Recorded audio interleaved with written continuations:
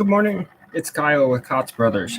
I just wanted to touch base and discuss something that's become a bit of a talking point and a question we get a lot in talking with trappers about supply and demand and how it relates to the fur market. I saw my last video. There was a comment regarding it, and I want to talk a little bit about how I feel it doesn't. There's a disconnect between the fur market and supply and demand. First, I want to read to you. This is the Investopedia definition of what is the law of supply and demand. The law of supply and demand is a theory that explains the interaction between the sellers of a resource and the buyers for that resource. The theory defines the relationship between the price of a given good or product and the willingness of people to either buy or sell it. Generally, as price increases, people are willing to supply more and demand less, and vice versa when the price falls. So it's a theory, and theories kind of remind me of a real fancy scientific word for opinion. And my grandma used to always say, opinions are like, poop holes. Everybody's got one.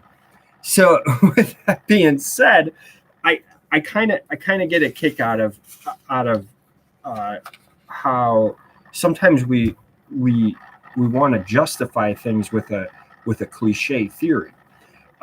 So a lot of things can affect supply and demand, and we're seeing that in the fur market.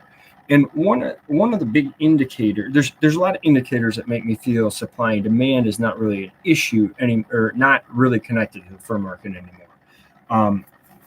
One thing we can easily pinpoint nowadays is logistics can affect demand. With borders closed, a lot of global fur buyers could not travel.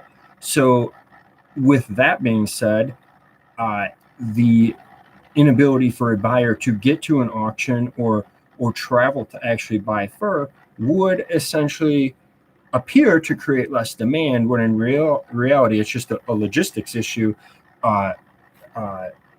not allowing that buyer to purchase supply, which I think happened a lot through the course of the global shutdowns. So logistics can change demand.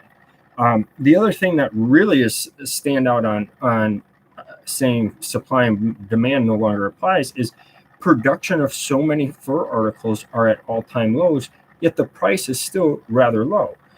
So if we're going strictly off the supply and demand theory, you take an item like muskrats, production is at all-time lows, yet the price of muskrats is not that altogether high compared to the levels we saw in like 2012, 13, 14.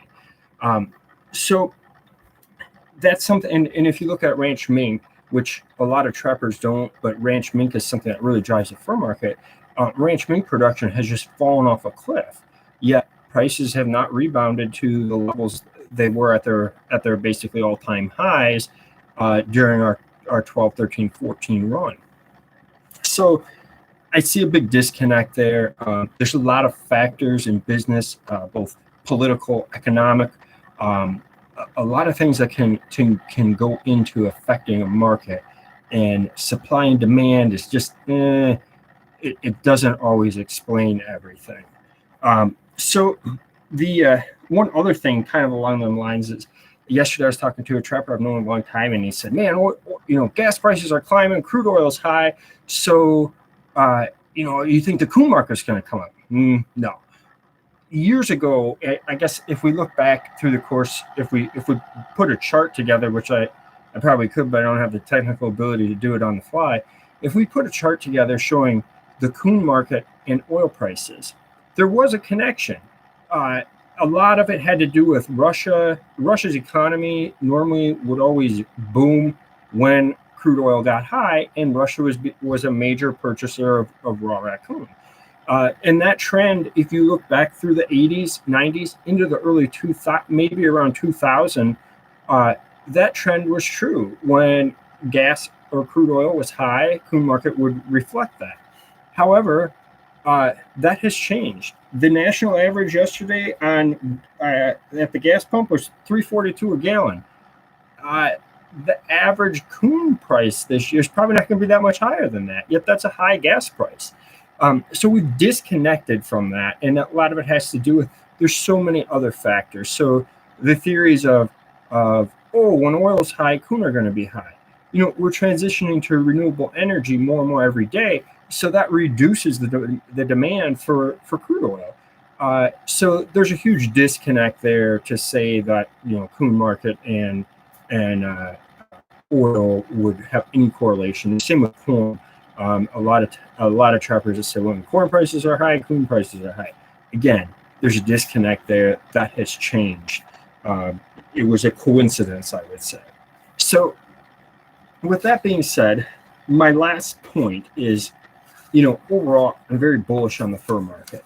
The same trapper I talked to about oil prices yesterday, he said, do you ever think we'll see $35 coon? Absolutely. I would promise we will see $35 coon again.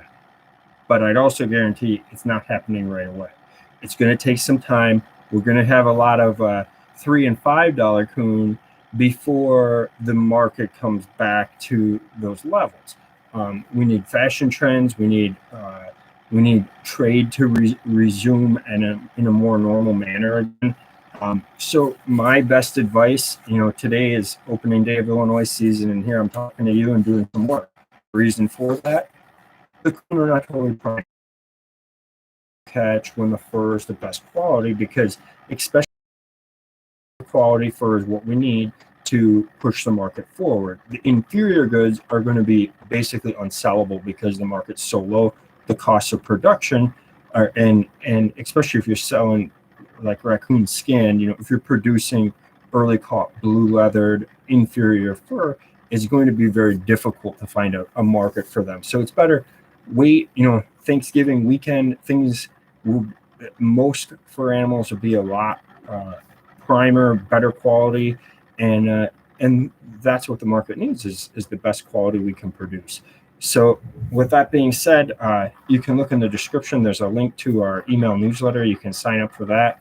If you like this kind of me talking theories and whatnot, you can leave a like and subscribe, and I'll try to do a few more videos on down the road, especially as trapping season progresses, and do some actual trapline videos as well.